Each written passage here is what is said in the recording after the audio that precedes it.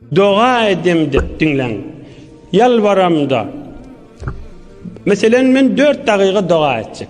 Şoň 1 dakigasyny salavat okuysam, 3 dakigasyny dua etsem nahilli dipdir. Ol bir qowdat. Onu men 3'ten 2'sini salavat etsem. Yani yarısını salavat okuyacak duamı. Allahümme namazdaki salavat. Allahümme salli ala Muhammed ve ala ali Muhammed kema salleyte ala İbrahim deyip İbrahim peygamber'de salavat okuyor. Onu men 4 dakika hemen dua edecek da mesela şudursun salavat okuysam neyme deyiptir.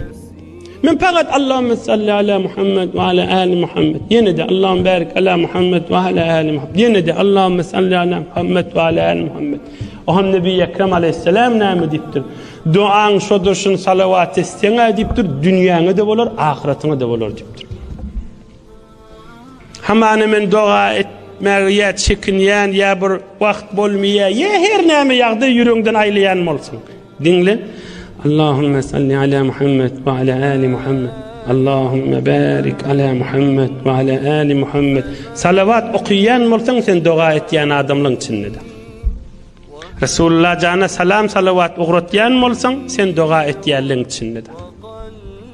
Nebi Ekrem aleyhissalatu vesselam salavat okuyan olsan sen dua etyenlığın içinde de. Mena dua edemek deyip görme. Salavat okuyan olsan dua etyenlığın de qowsunun içindesin.